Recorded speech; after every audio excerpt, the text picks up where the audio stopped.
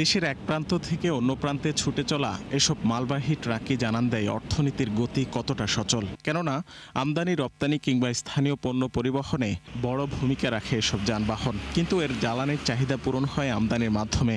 উৎস প্রধানত মধ্যপ্রাচ্যের দেশগুলো। ফলে চলমান সংঘাতে জ্বালানি নিরাপত্তা নিয়ে বেড়েছে দুশ্চিন্তা।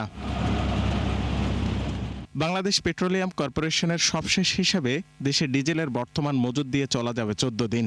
অকটেন আছে ২৮ দিনের, ১৫ দিনের পেট্রোল, ৯৩ দিনের ফার্নেস অয়েল, ৩০ দিনের জেট ফুয়েল, ২৪০ দিনের কেরোসিন আর ৪২ দিনের মেরিন ফুয়েল মজুদ রয়েছে। যুদ্ধ দীর্ঘস্থায়ী না হলে এই মজুদ পরিস্থিতি মোকাবেলার জন্য যথেষ্ট বলে মনে করেন বিপিসির এই পরিচালক। এই মাসে যে আমাদের অ্যালটমেন্ট ছিল ২ লক্ষ মেট্রিক টন ক্রুড, তার ১ লক্ষ মেট্রিক টন অলরেডি হরমুজ প্রণালী অতিক্রম করেছে।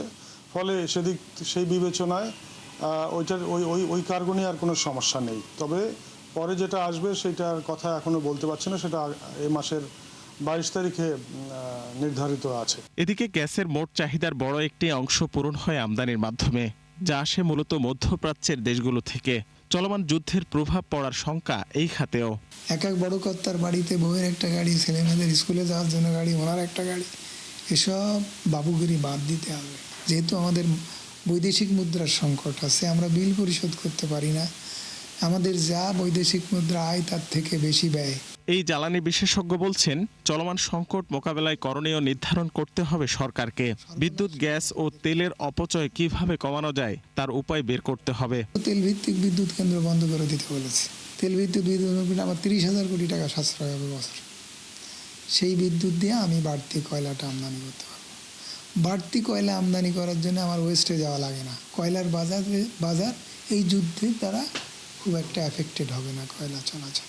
তাহলে আমি কয়লাটা দিয়ে আমি এখন মোকাবেলা করতে পারি। মার্চ থেকে জুন পর্যন্ত এই ৪ মাসের জন্য আমাদের ৫ লক্ষ মেট্রিক টন ক্রুড লাগবে। ডিজেল লাগবে আপনার ১২,৮০,০০০ মেট্রিক টন। জেট ফুয়েল লাগবে ২,১৫,০০০ মেট্রিক টন।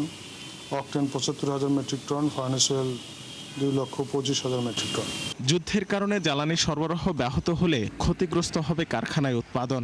অন্যদিকে বিশ্ববাজারে দাম বাড়লে চাপ বাড়বে বৈদেশিক মুদ্রার রিজার্ভে, বেড়ে যাবে উৎপাদন খরচ। রাকিব হোসেন, ৭১, ঢাকা।